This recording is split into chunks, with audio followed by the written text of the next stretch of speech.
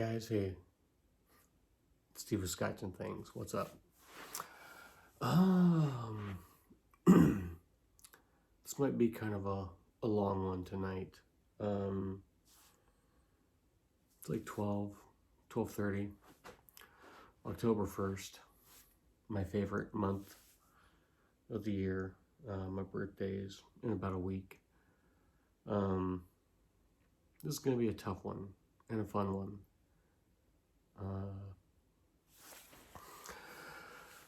You might not see some stuff from me for a while, so I kind of wanted to get this out there. I've got some stuff I pre-filmed, some updates. We were on the road for work, and I was supposed to be gone for 2 weeks. So we were gone a week. I had some knives come in, and I wasn't going to get to them. We were supposed to be back around the 7th or 8th of October.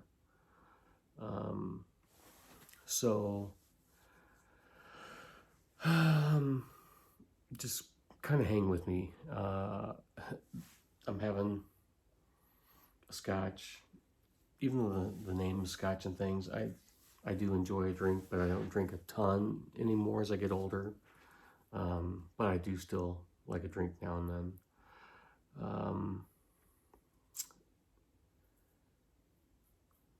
So knives are what?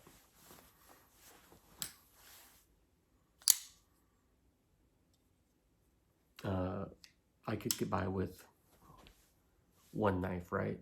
And so could you. But knives bring me joy. It's weird. Mechanical. I've talked about this before. Stuff like this, the sound, the craftsmanship that goes into something like this is something like way like an automatic watch or tools or stuff like that in general, right? I could get by with one really hard use knife that would serve me both for EDC and work. But the nice thing is about knives is that you can, at any point through the journey in the hobby, from entry level to high-end custom, there's something for everyone. And I've heard a lot of these knife channels always talk about the family, the community, and they do. And as I've gotten deeper into it, you do meet people, and it brings you together. And it sounds silly, but it is a community. You know, I was always a knife fan, and my brother got me deeper into the hobby. And then you go down the rabbit hole, and you get into stuff like this. I got my best friend, Kevin, into the hobby, and he's deep into it now, and he thoroughly enjoys it. And it's a bond. It's something else that brings people together, and you meet people, and it is what it is. I've talked about it. I'm gonna say this now. Guys like Dave, Keith, Rick, Beck, and those are guys I've sent knives out to and done deals with, and I consider friends. And you talk about meeting up at a knife event or something along those lines, like, and maybe you will, maybe you won't. Work, life gets in the way. Kevin, my best friend, here's the point of this video. We often talk about stuff, and you talk and you talk and you talk, and you never do it, right? Kevin and I had talked about doing golf trips forever. Finally, last year, we took our first one to Phoenix, and now we've got our second one we're planning. And either with me and Kevin or me and my wife, I know Dave lives in Arizona. I hadn't mentioned to him yet because you don't know if it'll work out. but my wife had asked, she wants to go to Arizona this year with a friend, kind of like a tag along. I'll go with Kevin, we'll do our golf thing, and then me and my wife will have a separate vacation. And I said, oh, that'd be great. Maybe we can meet up with Dave. And she's like, who's Dave? I'm like, Dave, come on, Dave. I send knives to. A knife guy? You want to meet up with a knife guy?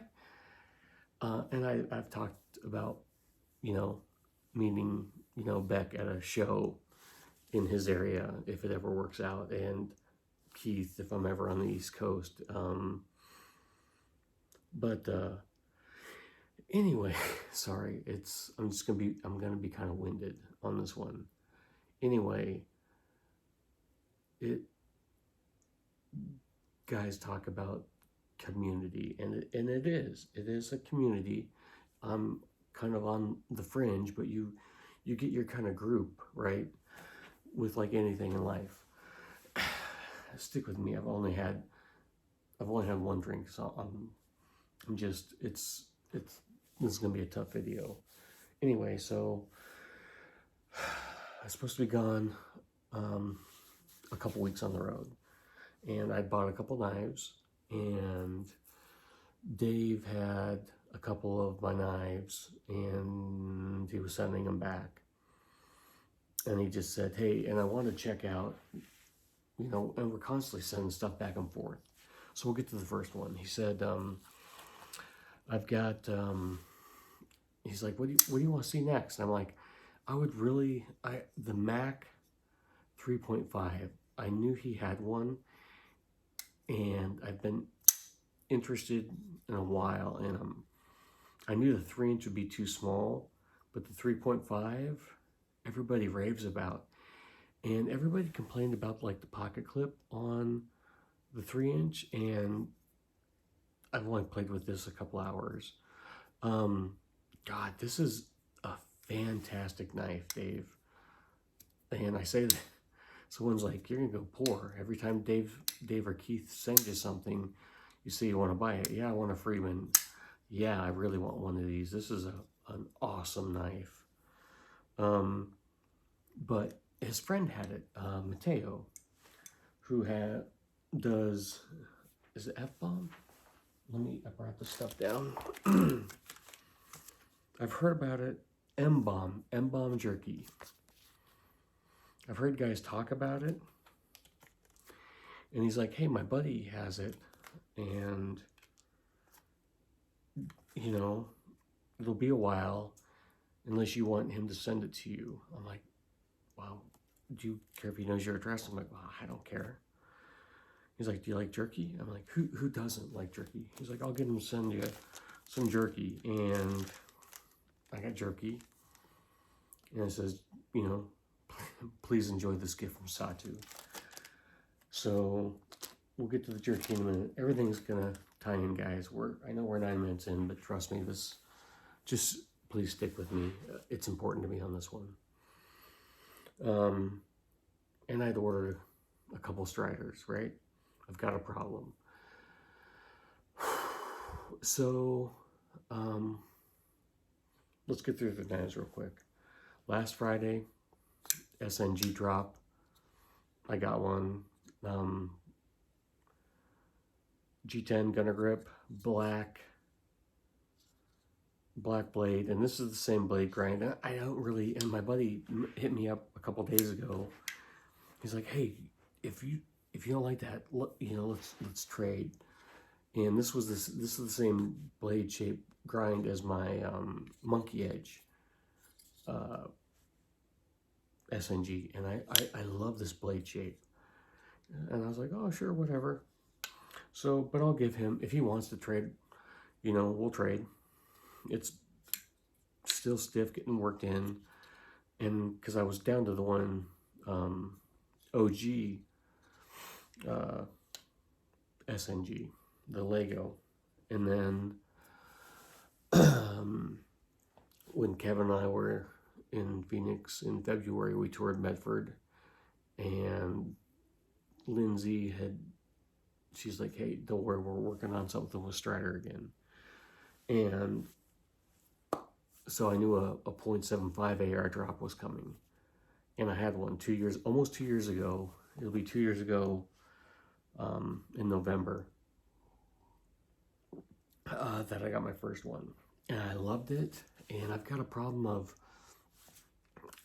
I'll have a knife, and even though I like it, I might get rid of it. Because you kind of start to feel guilty because you have all this stuff. And I traded that to Rick, who still has it, because I've asked him. But I knew DLT was going to be dropping .75s again, the .75 AR. And when these first came out, they were kind of looked down upon because it's a Strider design. It's based off his full-size AR. So this is the .75, but Medford makes it, all right? And it's an awesome, it's just, this is after just after a couple hours. It's breaking in, and it's that smooth after just a couple hours. So they dropped Friday?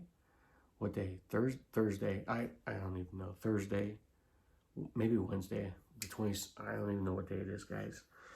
But they dropped, and I got in on one.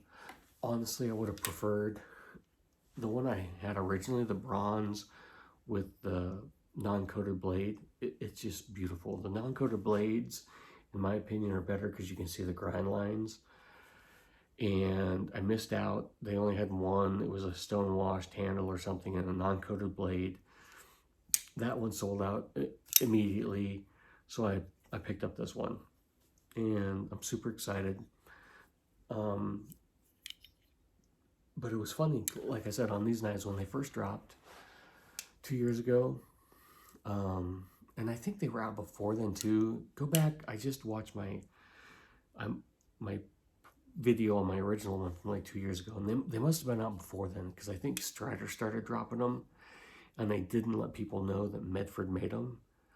And so after people found out, people kind of shunned them. And after like on the secondary, they were, it's like a $600 knife, and guys were selling them for like $300. But since then, I think people have realized how great this knife is, and how good the quality is. And now you see them on the secondary for just stupid prices. So I'm glad to get one again. Just got this today. Yeah, it showed up Saturday. Today's Saturday. So, why am I talking about all this? And why am I not doing separate unboxings? You guys know I get a package, and I like to unbox it and show it to you. So I've just shown you 3 knives that could have been 3 separate videos, right? Well, so like I said, Dave said, like, hey, my buddy's got this. Do you like jerky? Yeah, who doesn't? And I'd heard about his jerky. And then, because like work was so busy, and like I was sending knives back to Dave, and he was sending me some and sending tracking numbers, and he said, there's something else coming your way, or something like that. And I just figured it was the jerky. And then I just let him know, like, hey, yeah, send the knives out, but like I won't be home for 2 weeks. And he didn't care. He just, sent the stuff out, and had his buddy Mateo, thank you, Mbomb Jerky, guys, check it out. It's fantastic. Anyway, he knew I was gonna be gone. Anyway, we're in my basement, different location. Should have said we're planning on painting, but we're also planning on building and moving. But there's some Husker stuff that was my dad's, it's from the 70s. This thing my grandma made and my mom gave to me, or my wife. And this is why I was kind of talking about, like, does this stuff really matter? you could probably get by with one, right? And it's just the community and the hobby, and you get into this stuff, and you could get by with one, but it's nice, So I'm in. Let's go back a day. So today's Saturday. It's now Sunday. Friday. So you guys know, 2 months ago, my dad passed. I love my dad, and he was a big part of my life. But we've known for years. It's literally been years that we were able to prepare for him passing. And my brother and I and my wife and our entire family were kind of worried about my mom, because she was his primary caregiver, and then COVID, and it really kind of took a toll on her. She was, the last couple of years she's been homebound and caring for him, and he passes, and you gotta think they'd been married 50 years, and you're like, all right, Mom, we're sad about Dad, but it's time to get on with life. There's grandchildren who love you. There's us who love you. And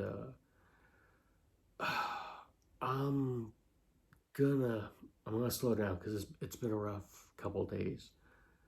I'm gonna admit I'm a full-blown mama's boy, and I talk to my mom multiple times a week.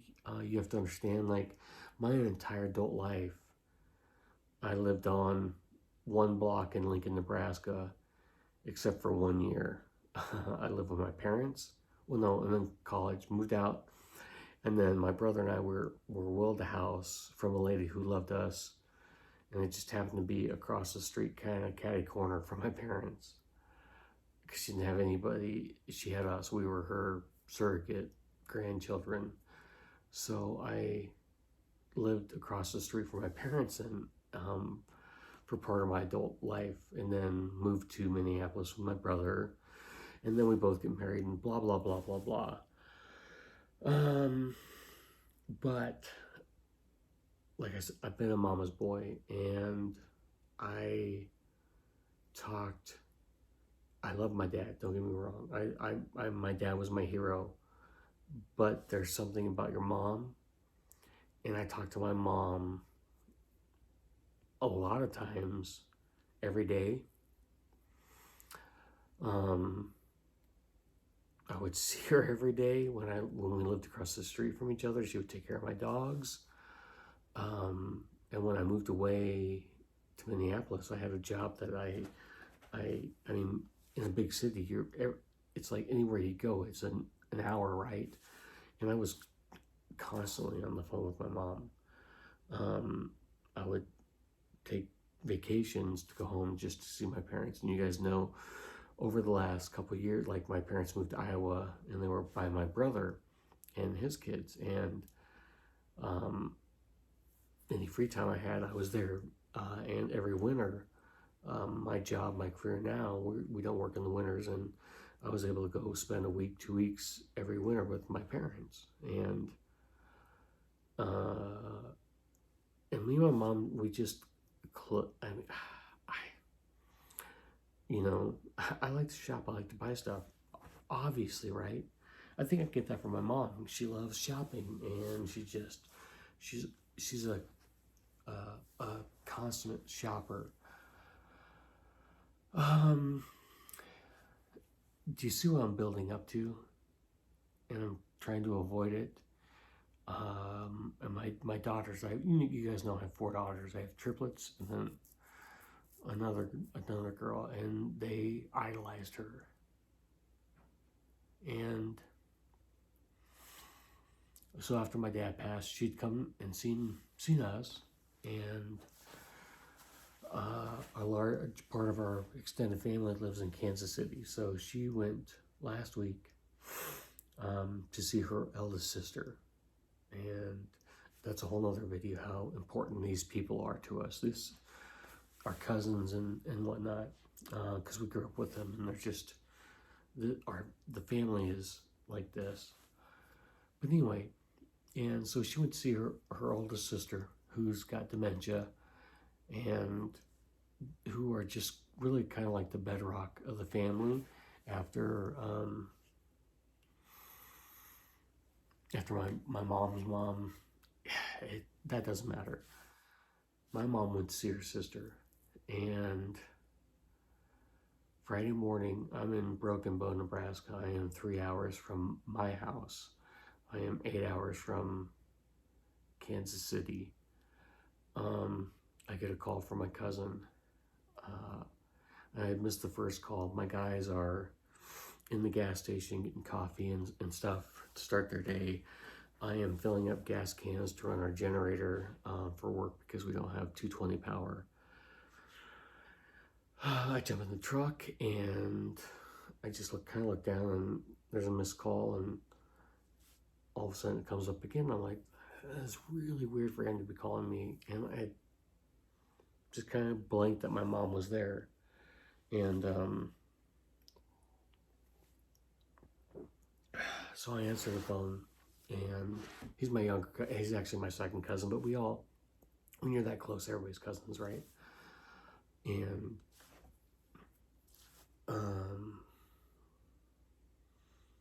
nothing clicks because it's,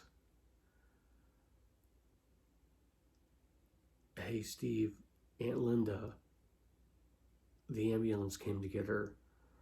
She was and like nothing clicks because you hear, like, you know your mom's name is Linda, but you call her mom. And when someone says Aunt Linda, nothing is firing, right? And he's having a hard time. And I'm like, what? I'm like, Mom, what? And he's like, Aunt Linda. And then everything kind of shuts down, and I step out. My guys get back in the truck, and I'm already starting to tear up, trying to process what's going on. And I call my brother, and it's early in the morning, and I don't get him, so I call my wife immediately. As I'm texting him, like, it's an emergency, answer your phone. And no one knows what's going on. No one. So I get back in, like, all right, all right, the ambulance took her to the hospital. Is she gonna be okay? So we're a half hour from the job site, and I'm driving, and I'm talking to him, and I get his mom's with him. My aunt, not my aunt. I'm sorry, my first cousin. And I said, was she breathing? And she said no.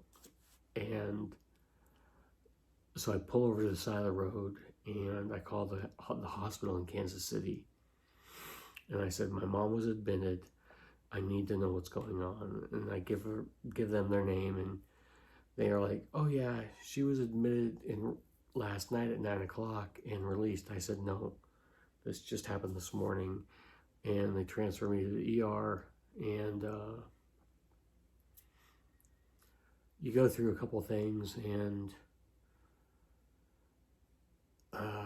you talk to the doctor, and he comes on the line, and he's like, who are you? And you're like, I'm her son. And I said I wasn't going to do this on video, but Roy, if you're 25 minutes in, hey, congratulations. And he's like, are you sitting down? Are you driving? I said, no, I am sitting down. And I get out of the vehicle again, and my guys they know something's up. They're and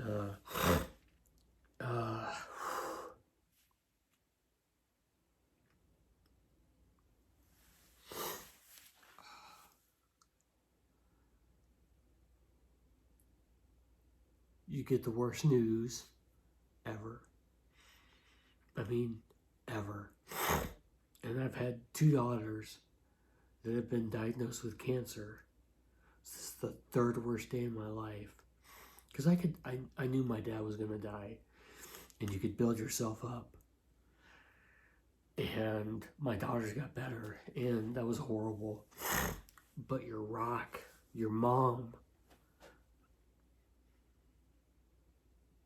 it was hard. And you're trying to figure shit out. And this isn't to get sympathy, and I needed, guys, I am burnt out, and this is an outlet. So, long story short, we turn around. I told the guys, you'll get your overtime. I'm paying you for your 40 hours plus your overtime this week. I have to go, but I'm still 3 hours from home. And then you're talking to people in different states, and shit's just chaotic. And get home, I jump in the shower, and my wife's like, everybody's just destroyed, all right? You've just delivered the worst news to your wife, your brother, your aunt, your other aunt. I mean, there were 7 kids and there's 3 left, all right? One's got dementia. Anyway, I shower, we're going to Kansas City, and I pack a week's worth of clothing. I'm gonna be gone a fucking day. But I walk in, and on our counter, my wife puts all my mail. And there's a package. And I just rip it open, and it's beef jerky. The perfect travel food. Because my wife's like, you got something from Mbomb, and what's this Mbomb? And I just, the McNeese was in there, and I didn't care. We just grabbed the jerky because we were heading for the road. And what is the perfect travel food? It's fucking beef jerky. And this beef jerky kind of saved our life. Not really, but you get my point. You're just driving, and it was the perfect beef. It's awesome, and I need to think, but it's hot as shit. But it's thin, and it's crisp, and it's amazing. And my wife even liked it, except it was too hot for her. So I need to figure out who makes different flavors or different like hotnesses. But this was in there with it. And Dave, I mean, everything works out for a reason. And beef jerky is the perfect travel food. I wasn't supposed to be home for another week. But when I needed to leave, that beef jerky was there. And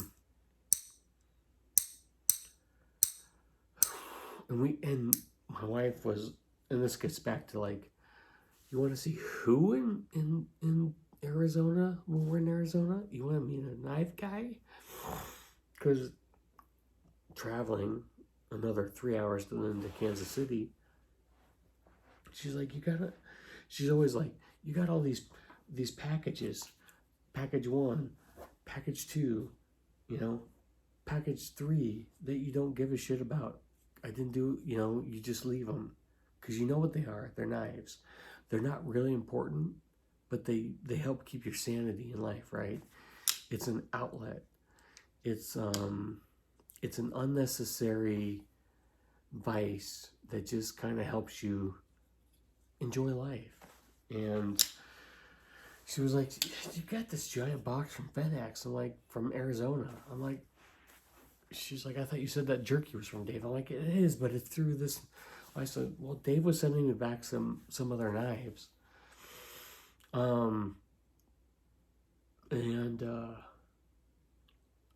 So we get back today. It's Saturday. Trying to figure shit out. My daughter's homecoming. Their first homecoming was tonight. So we kind of got shit figured out. And I have this giant box, which I thought, I'm like, what are you talking about, giant box? And it was my knives. I had sent Dave the Grimsmo and the Sebenza 31 that he cut himself on. And that's why Dave can't have sharp things anymore. And that's why he sent me this. He knew I wanted to get better at sharpening because I suck at it, guys. And I can't sharpen my own stuff. I have a work sharp, but it's just not. I had mentioned I'm going to take the time this winter. And I was actually researching these systems. But to get home after one of the worst days of your life, and just something simple,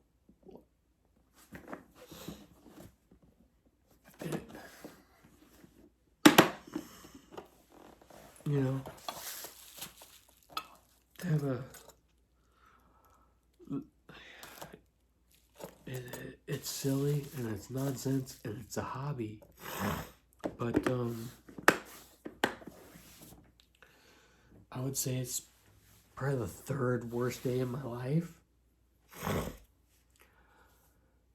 And now you know why it's called a community, right? So, because I hit Dave up tonight, I'm like, dude, that's awesome. Hey man, I finally got open the box. I'll fuck around with it. I'll get it back to you. Is like a month cool? And he's like, no, dude, it's yours. Start on a cheap knife. And I'm like, dude, I can't take, that's way too, that's, I mean, I know what those cost. I was just pricing one out. It's like, I had two of them. But, it's what it's about. You guys are friends, you guys are family. And, it's weird how shit like this during the darkest times in your life, it's stupid stuff like a pocket knife and someone you meet online that kind of brightens your fucking horrible day. So, thank you, Dave. Thank you, all of you guys who watch this shit, because it's trash. I suck, and I know, but I don't do it for YouTube glory. I don't do it for YouTube money. I do it because it's an outlet for me. And I've got to meet awesome people like you. And I appreciate you guys. So, thank you for watching.